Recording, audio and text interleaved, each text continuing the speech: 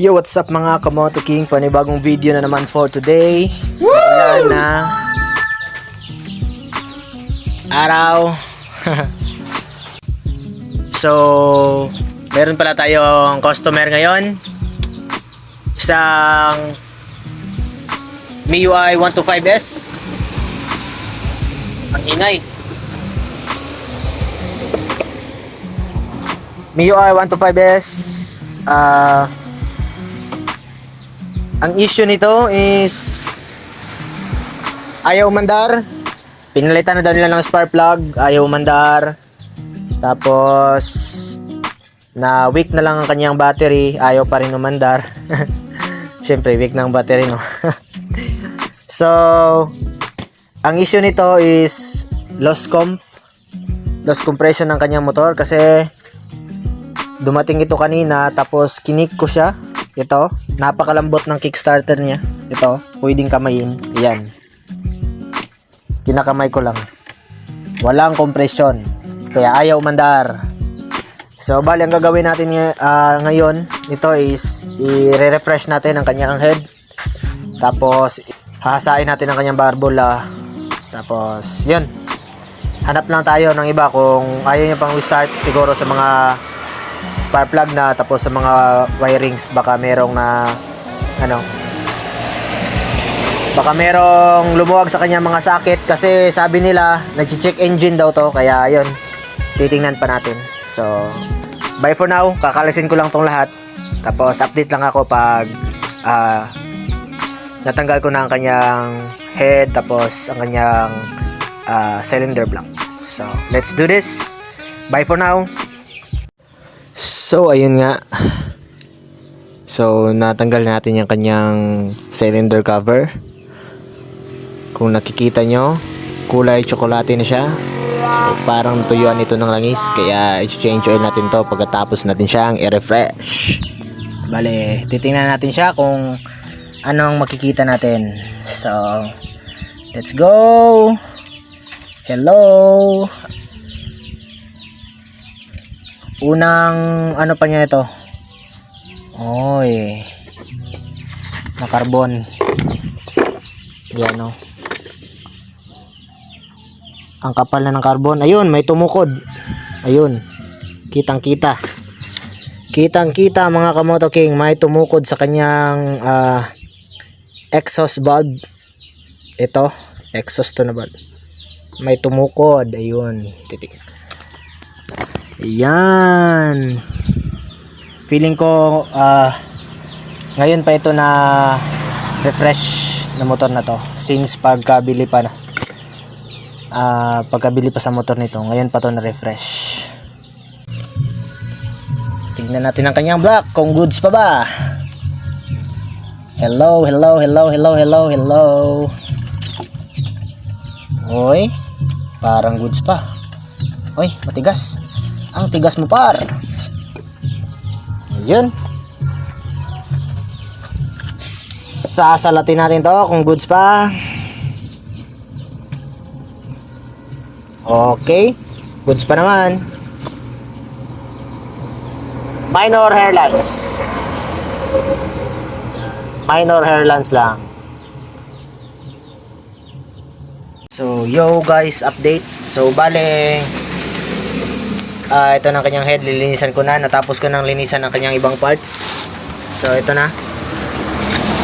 So nalinisan ko na ang kanyang block. Ito, medyo malinis na siya ng konti, unlike kanina parang tsokolate.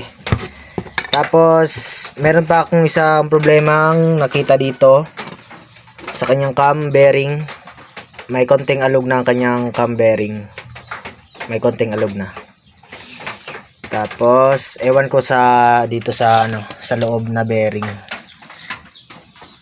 Pero para sure palitan lang lahat. Pero sa case na to ay parang hindi pa natin pwede itong palitan kasi ang motor na to ay teacher kasi ang nagmamay-ari ng motor na to. Ginagamit niya araw-araw, daily use niya. So ikakabit na muna natin. Madali lang naman magpalit ng cam bearing kahit hindi na baklasin ang ito buo, hindi na ito baklasin, pwede naman magpalit. So sasalpak naman natin, lilinisan lang natin to, ang kanyang chamber. Ito na lang last, lilinisan natin. Tapos magpapalit tayo ng valve seal kasi wala na ang kanyang valve seal. At sabi ng customer kanina ay umuusok na to. Ito, nakabit na natin ang head. Tapos nagpalit tayong bagong spark plug cap kasi hindi na kumakapit ang spark plug sa spark plug cap. Wala na yung lock sa spark plug cap. Tapos nagpalit tayo ng cylinder gasket, genuine, tapos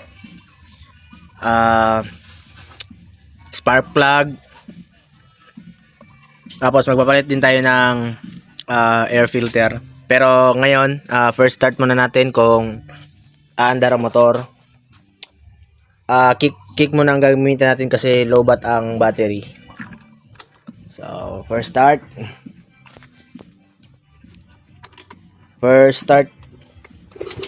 Yun, mandar ang motor. Pero wala siya masyadong tenor kasi yung cam niya is meron ng kanal, konti lang pero merong kanal, tapos ang cam bearing niya meron ng alog ng konti din. Pero ayun, umandar na ang motor, tapos malakas na ang kompresyon niya. Ayan. So okay na, umandar na ang motor. So ito, kakabitan natin siya ng bagong filter. Ayan.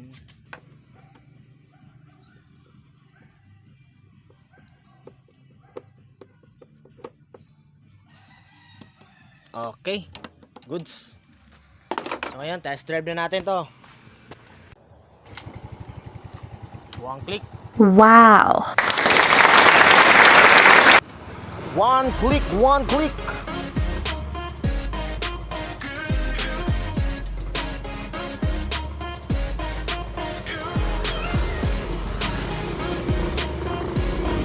Okay, mandar na.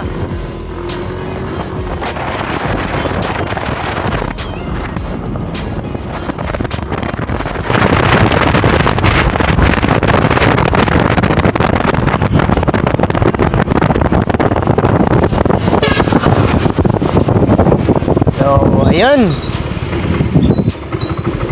Goods na ang motor ni sir. Ni ma'am pala.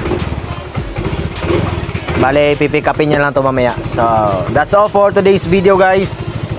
Sana meron kayong konting natutunan sa ating video for today. So, yun. Okay na ulit ang motor ni ma'am. God bless us all. Bye.